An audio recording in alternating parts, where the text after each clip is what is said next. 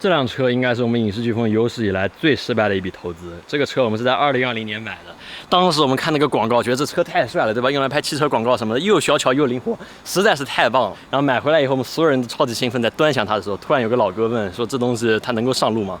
然后我们所有人都蹦住了，我们当时根本没有想过这个问题。然后我们给交警的老哥去打了个电话，那个老哥人还挺好的，他说：“哼，你敢上路啊，立刻给你收了。”然后我们这辆车在公司就足足停了有3年的时间，一次都没有拿出来用过。然后我们就在想，那我们到底怎么样能让它发挥作用呢？电视广告什么的东西是不用想了，唯一一种节目形式是我们在园区里面乱窜的，就是我的 vlog。所以既然都这样了，那今天就拿这个车来给大家拍一拍我们的 vlog 吧。所以朋友们好啊，欢迎收看我们今天这个影视飓风股东大会 vlog。6月份这么快就来了，夏天到了，我带各位先去兜一兜风，看一看我们公司最近的近况。哎呦，这个车真的是巨重，我跟你说，我掉个头。然后它这个动力也非常的猛，不得不说，还好，稳得住，没问题。其实吧，你说在一定程度上，这个车我觉得还挺好的。你看，它又可以监看，对吧？然后前面又有这个云台，确实是拍 vlog 的这个不二之选。但说到这个稳定器，我有个想讲的故事，也许你不知道，就是当初我们做了那个 RS3 Pro 的那个评测嘛，然后你会看到里面有一段画面，是我们把那个稳定器加图传挂到一个穿越机上面来飞的那个画面，然后没有想到那个东西挂上去2秒钟之后，我们视频里面没有放出来，就是它就直接蹦掉到草地上，直接过热，然后就坠毁了，然后我们的整个稳定器所有东西都摔碎了。我是真的服了。然后在这之后，我就跟我们团队说，虽然说探索这种设备的新的应用方式很好啊，但是以后还是别整这种阴间的活了。怎么说呢？我感觉我最近的运气真的不算很好。我带你们去看一下我们那个新场地，反正也是类似的情况吧，只能说和我们的预期有非常大的差距。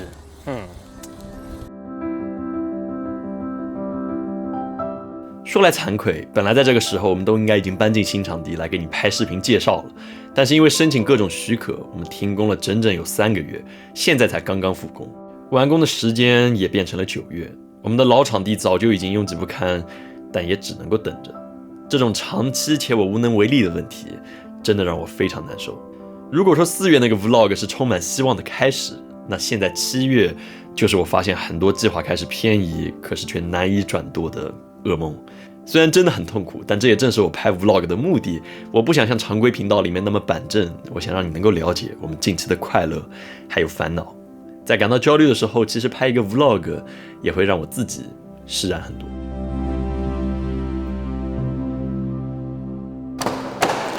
实话说，我觉得最近的状态真的不算很好，至少相比前几个月来说，差距实在是有点大。但是乐观一点说，我们总算开始装了。现在的话，我们先装了一个房间，就是那里面那个房间。那所以说设备还没有进来，但是你基本上可以看到它的那个雏形。我觉得算是我们整个空间里面非常有意思的一个房间。我可以先带你看一眼。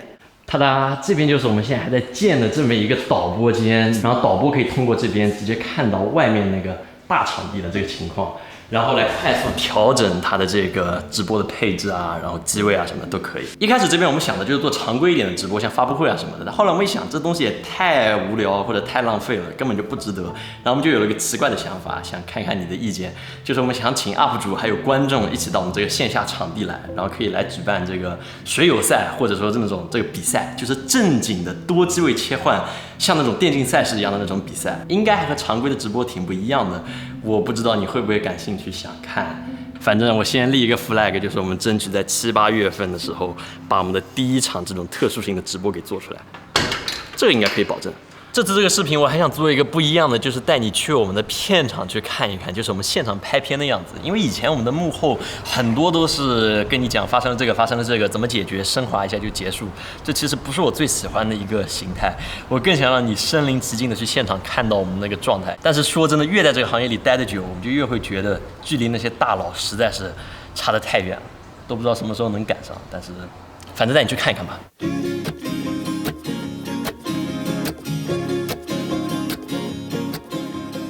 其实拍短片一直是我的梦想，但是因为害怕，或许是有包袱，我迟迟不敢开始。但在去年见了小策之后，我一直记得他说的，一个片子无论多烂，你都得把它给做出来，不然你永远不可能会变好。所以今年我们决定抛开杂念，不断的去挑战短片，无论结果怎么样，我们都会把它给发出来，来面对我们自己。我们这次的尝试，要我一句话来描述的话，那就是如果一个真人进入到经典的游戏扫雷里面，那会发生什么？重新回到剧组的感觉真好。我已经有多久没有进棚里面了？我得有大半年没有进棚里面。这算是我们的第一个，不能算是短片的短片，我把它叫做趣味型的创意视频，相当于我们团队练手，但同时又能做一个比较有意思的小片子出来，能给你来看一看，这是我们所想。我们一开始的时候，我们想到这个点子，我们觉得这个扫雷应该很快能做出来，四月上旬想出来的，然后后面我们就开始不断的推进，然后我们就发现这个结果就是这个扫雷就是个天坑，这个游戏。扫雷的这个棋局太复杂了，导致我们不能用传统的那种划分镜的形式去呈现出来，所以说我们这次就用了 Unreal 复刻出来，相当于你先做了一个3D 版的扫雷，只不过不是一个真正的游戏，但是就是有这个地图做好了，然后就可以去前期试光是什么都是在。对。你可以讲扫雷它为什么会可怕，就是它这个设定难在哪里？我觉得这个应该要从头开始讲。扫雷它最核心的东西叫什么？叫减法。依托于减法这个逻辑上，我们可以衍生出非常多的减法，这就是减法的核心。没听懂，反正简单来说，这个扫雷比我们想的要复杂。这次确实为了把这个景给做出来，然后把这个剧情给捋顺，我们玩了好多次扫雷，研究了各种扫雷。现在我们这边这个场景就是用各个景片搭出来的，模拟那个扫雷的方块。每次我们要翻一个这个组合的变化的时候，这整一个场景都要全部重新动一遍，所以这样的话我们的效率就会受到很大的阻碍。但是这也是没有办法的办法，我们能做的事情就是在下面加上轮子啊，这样的话它就可以滚来滚去啊，这整个景片就相对来说我还是可以一只手来推动的啊。对，还有一个有意思的如果没错的话，那是刚刚我们那个气爆点，我带你们看一下。这个刚刚是爆了吗？这个刚刚没爆，爆了。OK， 这个是冷爆，不是热爆对吧？就是冷爆，热爆也能搞，这里就是要报备是吧？会麻烦一点是吧？可以的。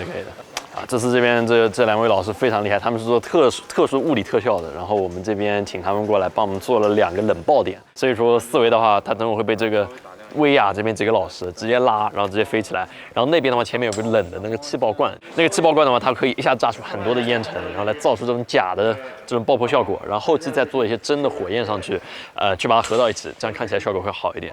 然后你需要演的是什么？告诉大家。我是一个炮灰男，我就是上来就死掉了。你的台词，李思维有很多台词，你的最重要的台词是哪一句？我受不了了。然后第2句呢？没了。我受不了了。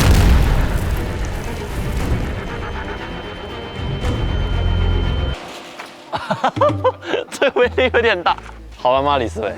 有点好玩。这烟没法被打亮的话，这个烟砰一下，虽然瞬间就会有很多那种灰啊，然后这种灰它有一股香香的味道，说不出来，很上头。像这次主要加的是什么？是水泥还有加粉、滑土。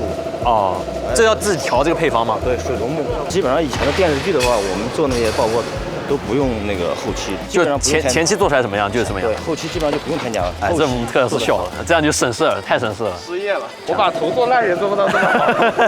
你会觉得这个镜头是你觉得最自豪的那个镜头吗？倒不是说最自豪，但这个镜头是我们就是开机的第一个镜头。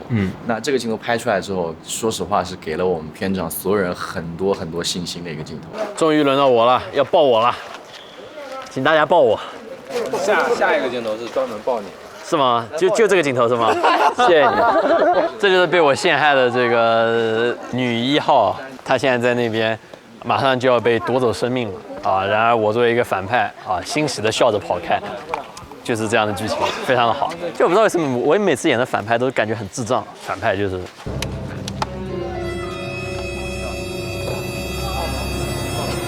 其实我以前还学过一点表演，说真的。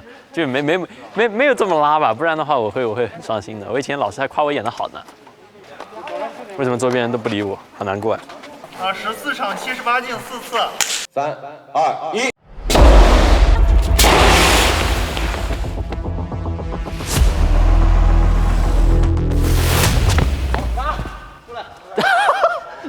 莎莎 ，Are you OK？ 谢谢你，赶快。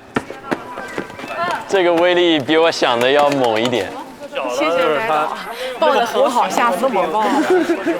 没意思。啊没，这老师怎么会这样？他觉得前期太好玩了，不行，必须得有意思，马上你就要有意思了，交给你了，康敏，等会卡一下好就是你了。这里的话，现在我们要替换一个这个小的墙，因为我们真正人要接触的时候，他没法这个墙摊掉，所以我们需要用 CG 的一个假墙来替一个真墙，这边都是真的，然后这样会有个正确的光影反射关系。但这个绿的话，等会理论上就是摸一下然后我们会把这个影子给提取出来，然后换到 CG 上面，然后这样的话，这个墙到时候会摊掉，然后我们人可以走进去。这个 shot 你做了多久？光这一个 shot？反正一直从拍完做到现在吧，完成度应该只有50%。因为这是量很大嘛，而且它涉及到很多元素，所以我们给它分了很多类，比如爆炸的呀、光效的。这次我们有多少个这个 FX shot 特效镜头？我单纯从镜头量上来看，应该是60个。作为特效师，你在片场最讨厌的是什么？素材乱爆炸。最讨厌就是导演说要加镜头，脑子有问题。我今天加了几个镜头？我今天加了5个镜头，他也加了呀。他加是应该的呀。他是导演啊。大家可以记住一下，这是我们公司的这个程序员，他为什么在做场记呢？因为让他体验一下剧组的痛苦，才能够更好的把闪电分镜给做好。所以说，你今天这一天下来的感觉是什么？一定要好好做闪电分镜。走。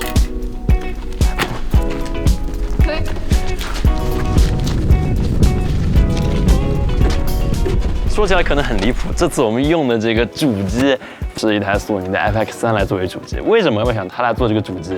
很简单，这个为了保证我们有尽快的流转效率，我们不想花太多的时间来做这个摄影机的移动，然后来做各种操作。然后有一点很有意思的，就在组里面听起来那些影视设备很高级，但其实它的租金真的没有这么贵。比如像一个大的摇臂可能是400块钱一天，比如像一个这个专业的电影机，那可能也就1-2千块钱一天。这些东西听起来都还好，但是你很快就会发现，电影行业最贵的是什么？其实就是人，因为你一个摇臂你需要配人来伺候它，一般一个摇臂需要3个人，但一个人需要500块钱一天，所以说我们希望这次用尽可能少的人来完成这次的这个拍摄。然后这次你会注意到我们的这个所有的机子上面都上了一个识码器，这样的话我们的录音老师高老师啊，他这边录的所有的声音全部在后期可以一键直接匹配，再也不用去靠打手板去做匹配了。我们公司总算有了一套阳间的识码器流程。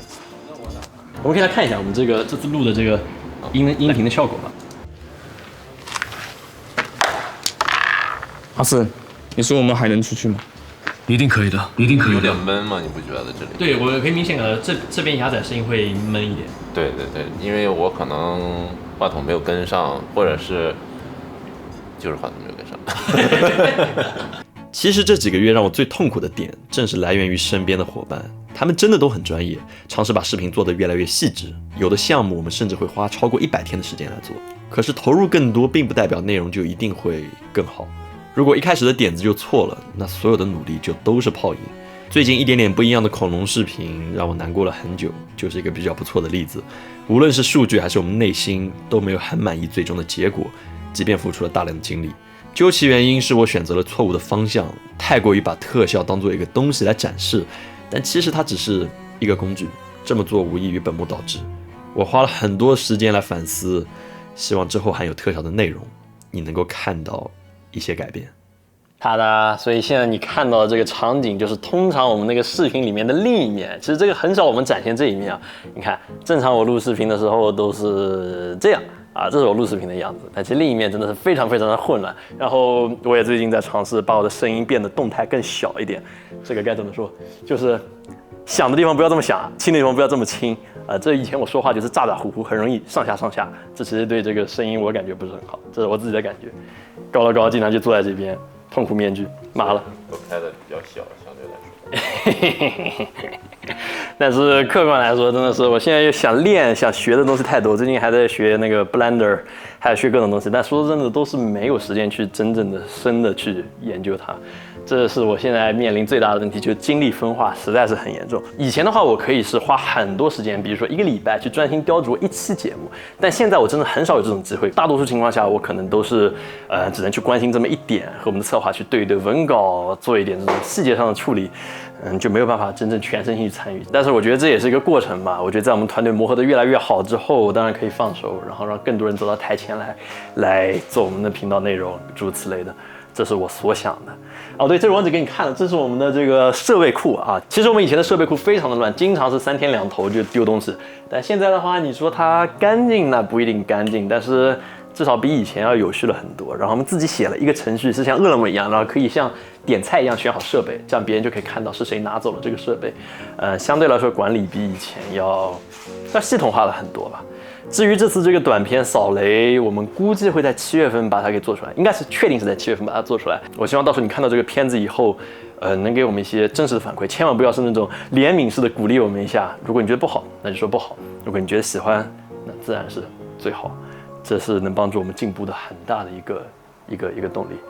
所以说这期 vlog 差不多就到这里，接下来你说短片这个方向对吗？那我觉得，我不知道，但是我们自己还是挺喜欢做这个事情。我也希望继续保持这个频率来和你更新 vlog， 讲讲我们公司的状态，还有我内心的状态。毕竟我不想把这个距离拉得太远。